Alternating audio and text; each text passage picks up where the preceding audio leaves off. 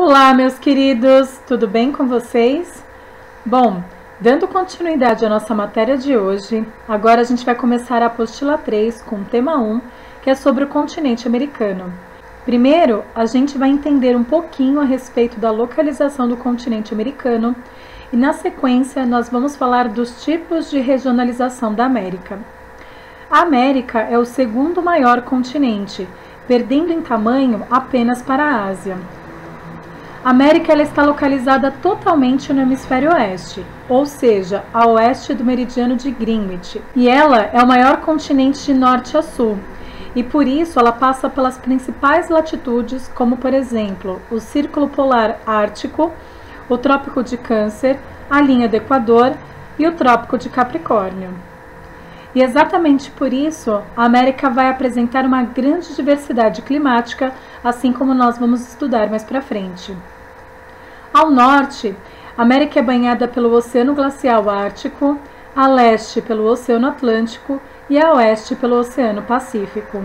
Os europeus chegaram na América por volta dos séculos XV e XVI. Como eles não conheciam esse continente, eles chamaram a América de Novo Mundo.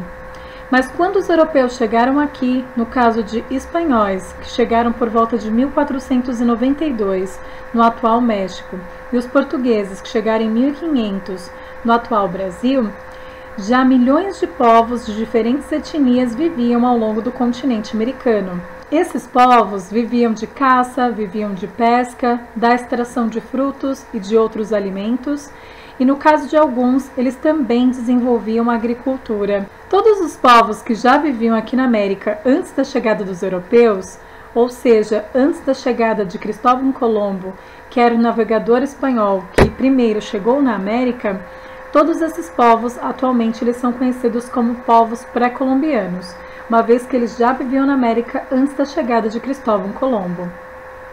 Dentre todos esses povos, 3 merecem destaque, que são os Incas, os Maias e os Astecas. E por que esses 3, dentre tantos outros que viviam aqui na América, inclusive os indígenas brasileiros? Porque esses 3, eles tinham desenvolvimento de atividades econômicas, como por exemplo, por meio da agricultura. Esses povos também viviam em cidades, eles tinham exércitos, eles tinham armas e tinham vastos conhecimentos em diferentes áreas, como por exemplo, a arquitetura, a astronomia, a matemática e assim por diante. Então, dentre todos os povos pré-colombianos que habitavam a América antes da chegada dos europeus, os astecas, que viviam na atual região do México, os maias, que viviam na Guatemala, que é o primeiro país da América Central, e os incas, que viviam na Cordilheira dos Andes, esses povos, eles acabaram se destacando por conta desses conhecimentos que eles possuíam e também porque, inclusive, eles dominavam outros povos daqui da América. O continente americano ele pode ser regionalizado de 2 maneiras diferentes, e isso vai variar de acordo com os critérios definidos. Quando se escolhe o critério dos aspectos físicos do continente americano, ou seja, o clima, o relevo, o solo e assim por diante, a América é dividida em 3 partes: América do Norte, América Central e América do Sul.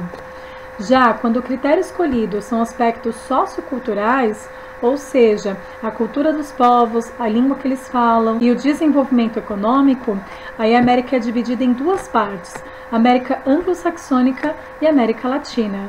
Sobre isso, a gente fala melhor na aula de amanhã. Por enquanto eu vou parar por aqui. Um beijo para vocês e até amanhã.